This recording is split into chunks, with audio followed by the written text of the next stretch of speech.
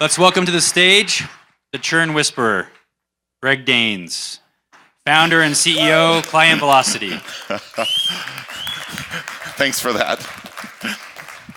All right, so I think one of the biggest challenges we face in customer success is to get everybody across our company and all the teams on the same page, focused on the things that matter most, the highest leverage points for customer outcomes.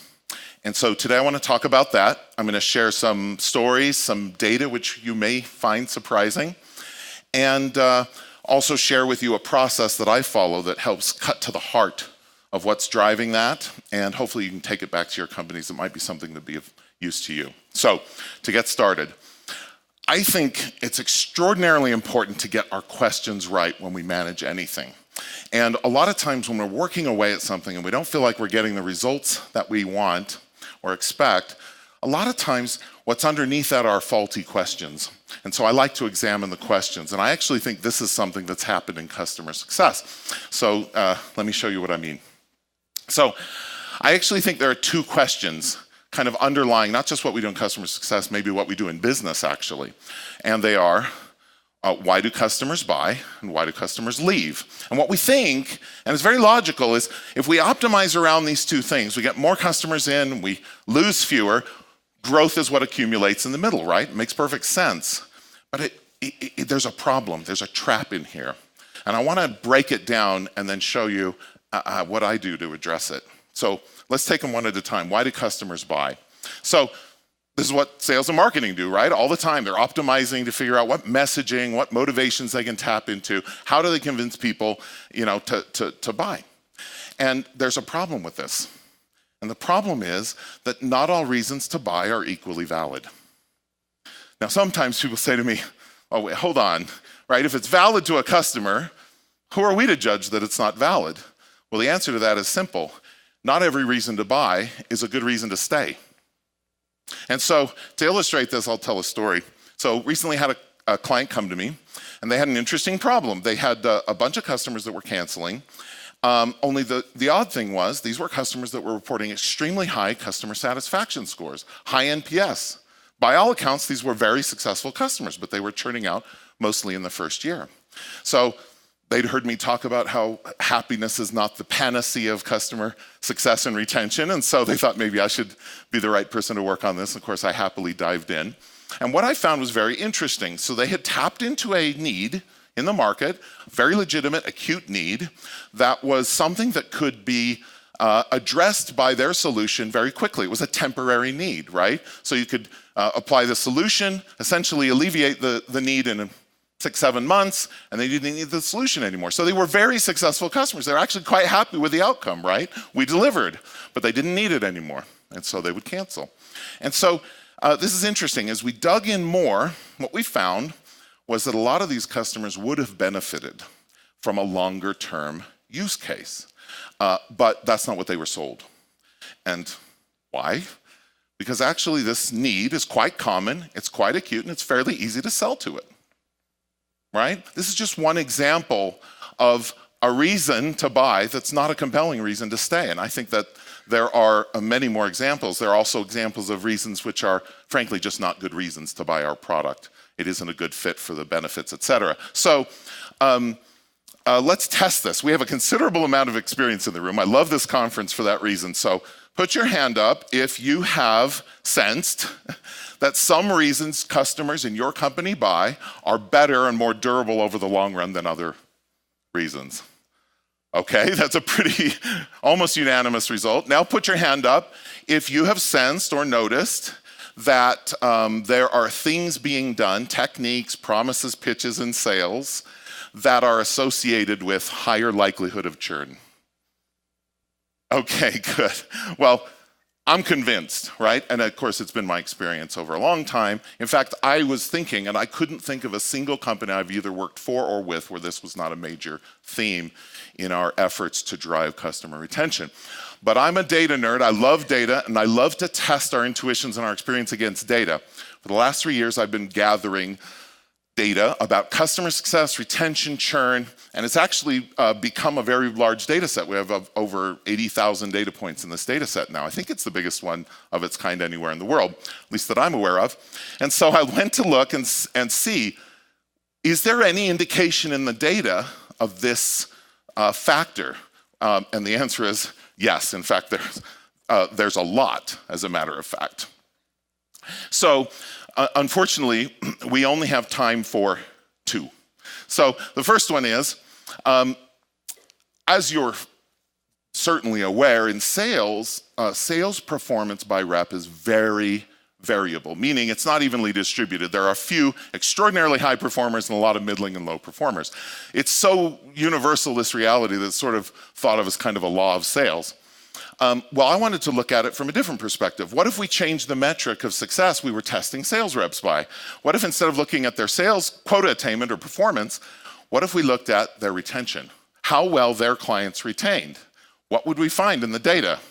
Well, maybe you won't be surprised to discover something very similar is going on here.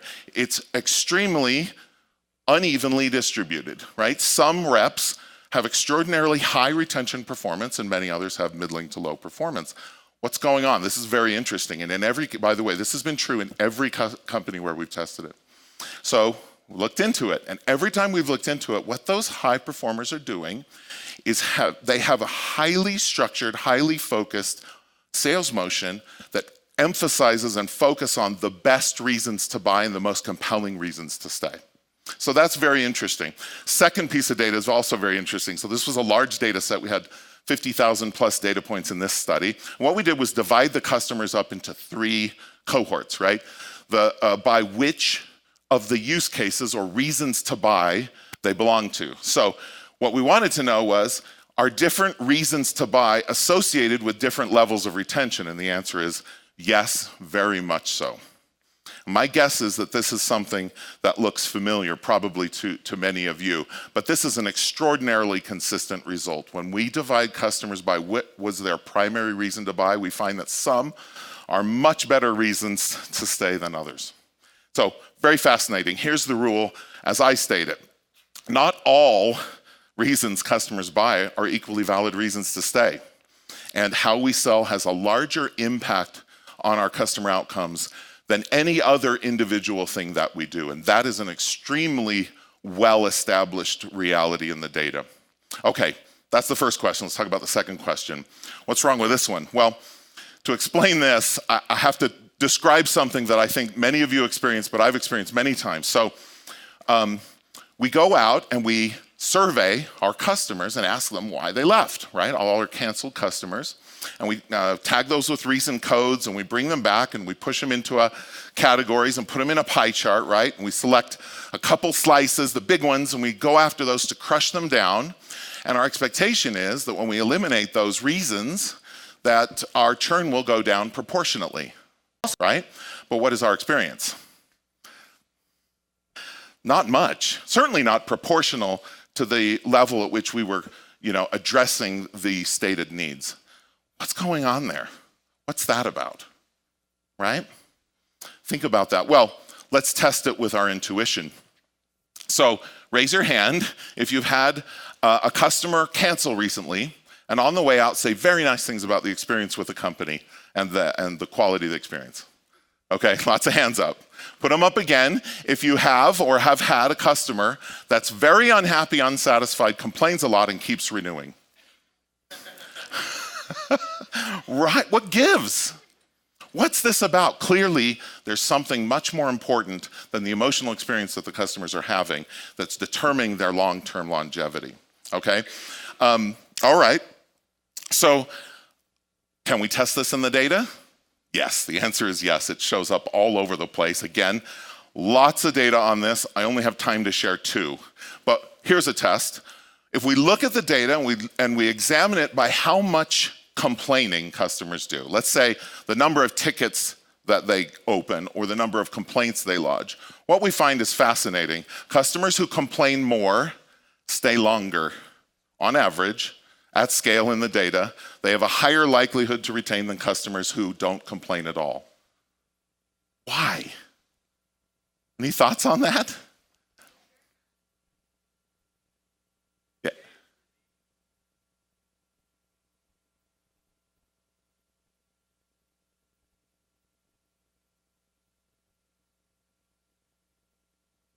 Excellent. Well said. What are they signaling when they complain? They're signaling, this matters. This is important to me. I'm engaged in this, right? Who else would take the time to bother to go open up a ticket and end up in a conversation with someone on the other side trying to resolve this issue? It's a clear signal that it matters. Now, am I saying, I know what we should do. Let's go out and make our product worse and create a lot of friction and make this really difficult and we'll get better retention? Of course not. We should be driving friction out of the experience as fast and aggressively as we can. What I'm saying is, on its own, it won't be enough to create exceptionally high retention that we're seeking. Okay, here's another data point. This one's interesting. What we did here was we divided also a large data set. We divided it up into groups. Customers who had never requested a change in their contract, up or down. Customers who'd requested to expand their contract or upsell, and customers who'd requested to reduce their contract or downsell. And what we wanted to see was, is there any signal in this telling us about retention, right? So let's take the first group. These are good customers, right? They aren't complaining. There's like, these are green, right? And so we would expect them to retain at a higher rate, but they don't. They actually perform pretty poorly, right? Interesting, okay. What about the upsell customers? That's a good signal. They're getting value, they want more. Clearly that's good, turns out. Yes, you're right, they retained at an exceptionally high rate. Great, fantastic, that matches our intuition.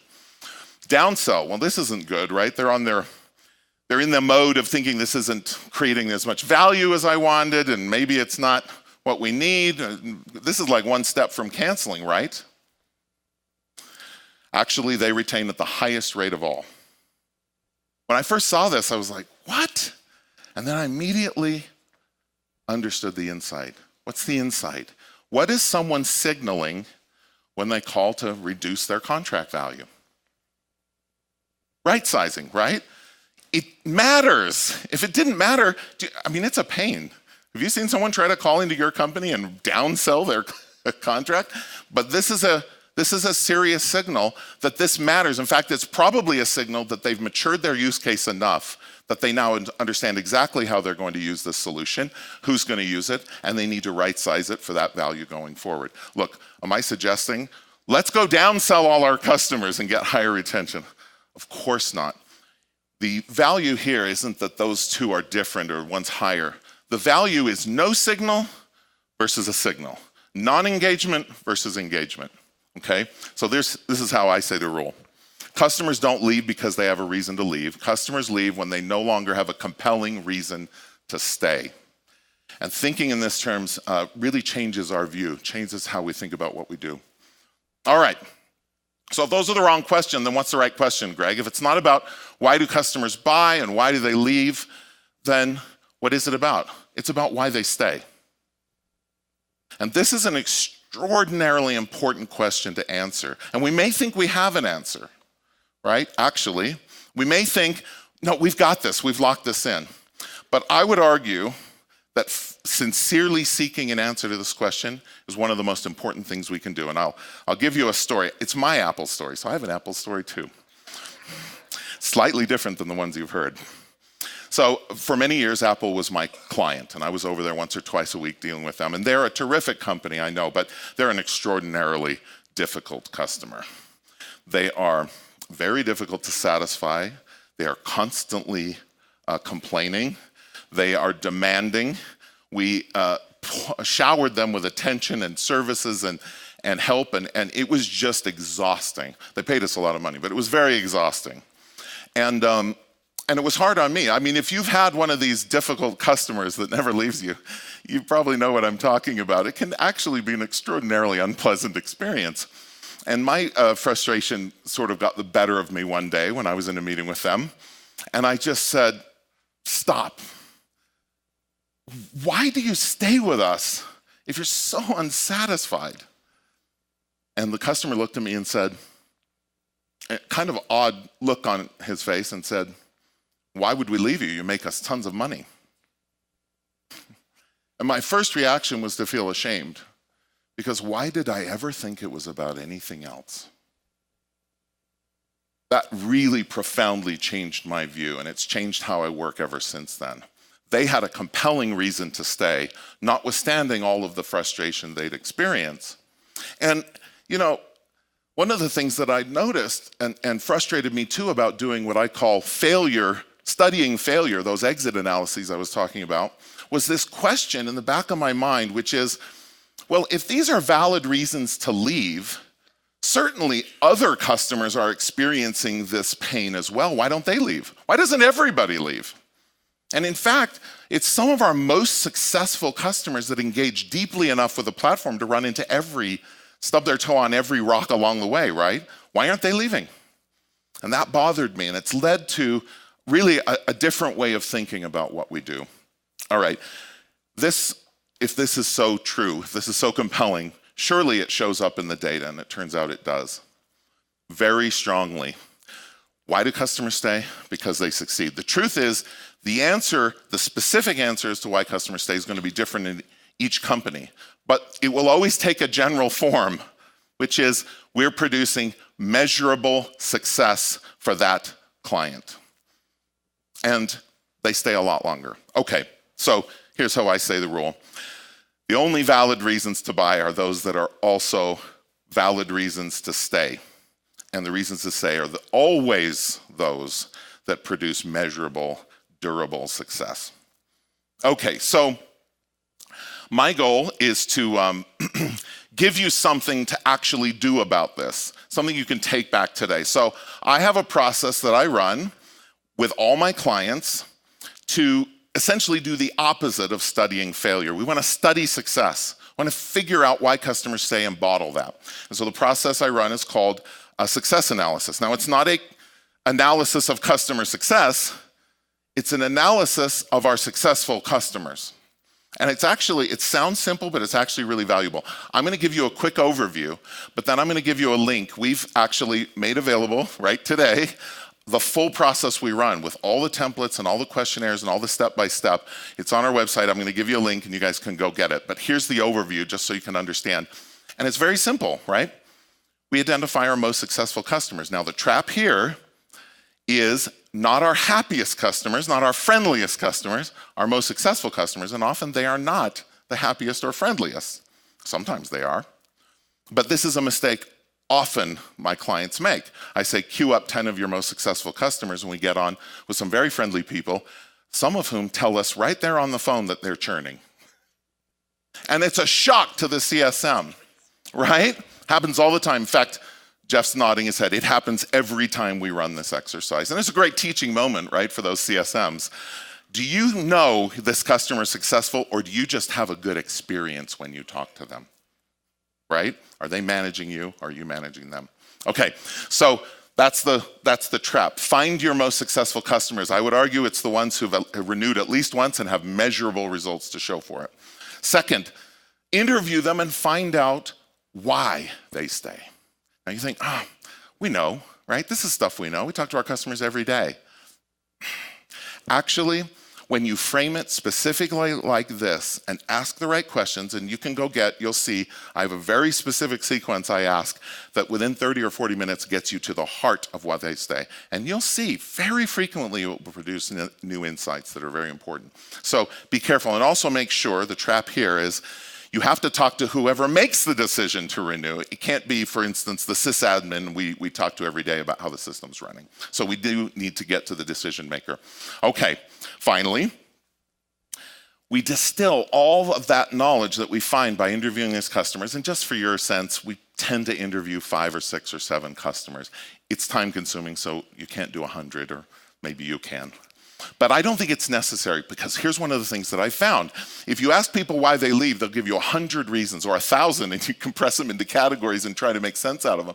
But if you ask customers who are successful why they stay, it tends to be one reason, maybe 2 versions of a reason. It's extremely consistent, and that's powerful, right? That allows us to identify the themes and the elements that are fundamental to driving long-term outcomes.